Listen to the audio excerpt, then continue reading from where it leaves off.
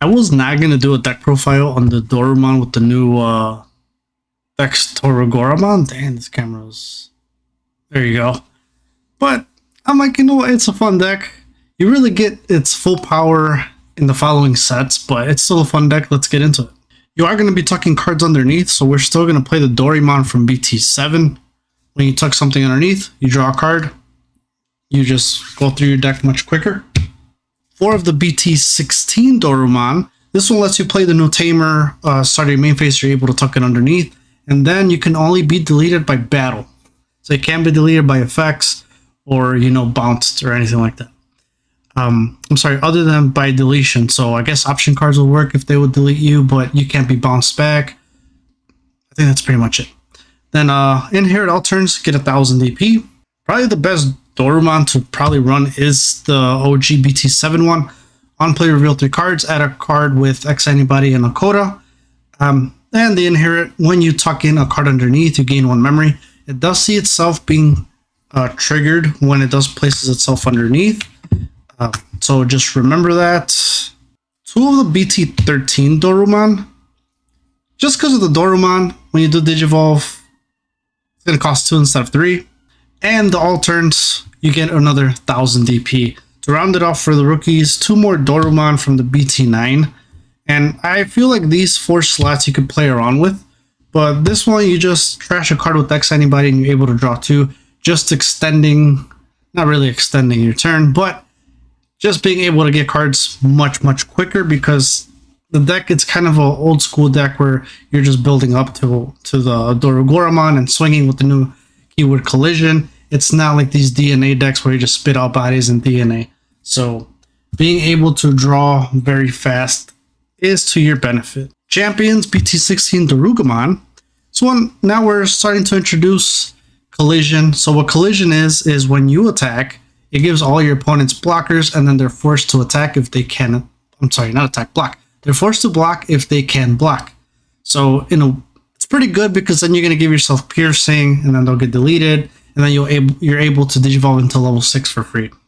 This one, unplayed when digivolving by trashing 1 card, draw 1, and then if you have a Tamer with SOC in its trait, you're able to give a Digimon, you know, attack and start your main phase. So overall, pretty good, because then it will help activate your level 5's ability when they do attack. All turns, give yourself 1000 DP. We are going more of the SOC route because the Dorugoramon does not have its full line out yet. That'll make it, you know, better. But Airdramon, on play when digivolving by placing 1 Marvin underneath, you're able to digivolve a Digimon. This is very good against DNA decks. Because that partition, it doesn't matter if you have it. You're digivolving, the Digimon is not going away. You're just reverting it to its previous form. So the digivolving in this format is very good. And with reboot, of course, and you can never go wrong with reboot. And to round it off, 2 of the old BT-7 Dorugoramon. This one where you have another Digimon with X Anybody in this trait, or if it has X Anybody in this Digivolution sources, it gains blocker. Pretty much it's just more of the name, to be honest. And then the inherit, you also give your Digimon, if it has X Anybody underneath in its trait, it gets 1000 DP.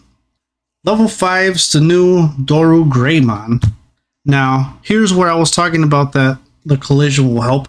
So this one also has collision. You get to digivolve from Dorugoramon in its name or SOC in its trait for 3, which is good because now for that Airdramon, you're able to digivolve for 3 and not the 4 because it is SOC.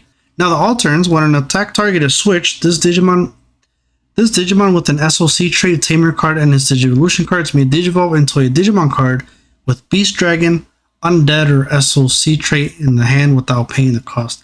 Alterns, once per turn, when this Digimon deletes another Digimon, you may play a card with X Anybody or SOC and a play cost of 5 or less from your trash without paying the cost. So very good, because now you're able to kind of, in a way, have a whiteboard after deleting a Digimon.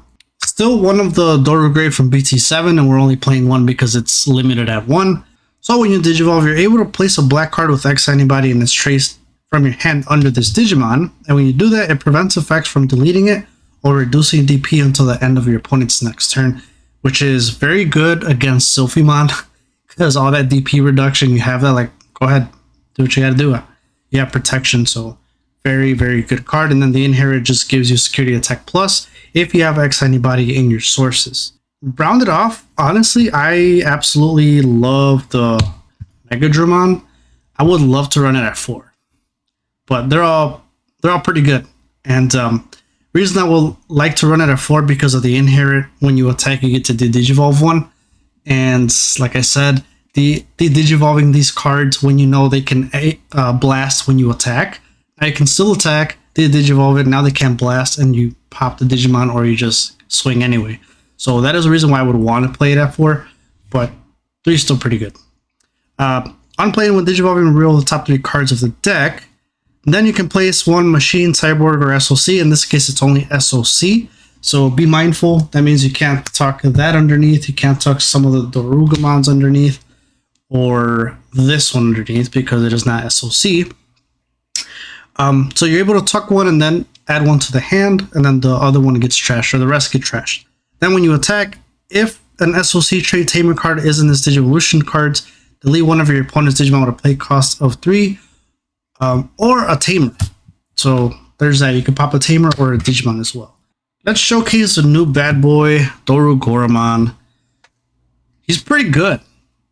It just sucks because in order for him to be good, you have to have a Tamer with SOC underneath him. If you don't, it's kind of like, well, you only got Collision. So, got Collision, and when you digivolve, if a Tamer card with SOC trait is in this Digimon's Digivolution card, delete one of your opponent's unsuspended Digimon or Tamers. So I love that you're able to pop a Digimon or Tamer. And then all turns once per turn, when another Digimon is deleted, you may unsuspend this Digimon. So never mind. You still have the all turns once per turn if you don't have the Tamer underneath. So essentially you could hit twice, and the Tamers, which we'll get into, they give you piercing. So that's why that goes well hand in hand. And then this is a flex spot. Many people are doing Dex Dorugoramon or other cards, but I'm just sticking to the old Dorugoramon because from the level 5, you can still digivolve using his effect. And I really didn't get into it, but basically how this one works is when you do block, then you're redirecting an attack. I don't think I even read it. I did read it, right? Yeah. So when you do redirect, then you're able to digivolve into a level 6, and any of these are targets because this is a Beast Dragon. Now this one doesn't have a one digivolving, but it's one attacking and it's during your turn. Is pretty good overall. I mean, it's not as good as that one, but regardless, you're still able to do it. Now you can also digivolve into the Dex Dorugoramon. However, the Dex Dorugoramon, since there's not going to be many Dex cards in the trash or in the deck alone, you're really not going to get the full benefit of the card besides the one digivolving. You're able to delete all your opponent's lowest level Digimon or something like that. This one, like I said, your turn. For every card with X anybody in this trait, in this Digimon sources, you get 1000 DP. So basically all the Dorugoramon line, the SOC won't count, so keep that in mind. And then the one attacking, you may place one card with X anybody in its trait from your hand, the bottom of his sources, then delete up to 2 of your opponent's Digimon with play cost less than or equal to this Digimon's Digivolution cards. And you're able to pop quite a few things because you're tucking in Tamers, right? You're able to tuck in a Tamer, and when you attack, tuck in something else. So it's pretty good. But honestly, I have it in my hand sometimes and I don't digivolve into it because I want that one. 2 Death X's, just because, hey, what the hell, Death X. Did digivolve stuff, pop level 4s or lower. And end of your opponent's turn, once per turn, delete all of your opponent's Digimon with the lowest play cost. Not sure how well... I mean, Death X is always going to be good no matter what, but how crucial is he in the format? Could be. Maybe like if you went against Sylphimon, right? You did digivolve it, and now you revert it back to level 4, and then it gets popped. So, but you can't really drop it because the format isn't so much of a whiteboard unless you're going against D Brigade, right? Because then you're able to play this card and then reduce the memory cost for 3 for each Digimon and Tamer your opponent has in play. So, I mean, it's a good card. If you don't want to run this, I don't know what to tell you. Maybe you could run Dex Dorugoramon, or you could run more removal. Not that's probably what I would try and run. Or you could just max out on the memory set, on the not the memory set Tamers, on the boost memory and the training boost. Tamers, new one, the Kosuke. Only run 3 because 4 you just see it too much. So 3, it is a memory set Tamer, and then when you mind link, you can mind link into X anybody or SOC in this trait, and then the inherit gives you piercing and blocker. So that's where you're able to take advantage of the collision from the level 5 Dorugoramon. You block, and then you could digivolve into a level 6 for free because it gives you blocker. Other one that gives you blocker as well and jamming is the Marvin, and we gotta play it since we're playing 4 of the Airdramons. This one, during starting your main phase by trashing 1 card of machine, cyborg, or SOC. In this case, we can only trash SOC. You gain a memory. Main effect, mind link it to one of them with those traits, and then you get jamming and reboots. At the end of your turn or your opponent's turn, you're able to spit them back out and leave them on the field. With the Airdramon, you're able to play it, tuck in the Marvin underneath, and then when your turn's over, you can, bring it out. We're doing the 2 Black Mem and 2 Defense Training, just for searching, reducing, gaining memory, digging deeper into the deck. And last but not least, 2 of the Doruden. I actually really like this card. So this card, if you have a Dorugoramon in play, you can delete one of your opponent's Digimon or Tamers with the play cost of 4 or less. So it's used to more pop a Tamer. Then you can delete all your opponent's Digimon with the lowest play cost. There's not many cards that let you pop Tamers, and I just like it for that reason.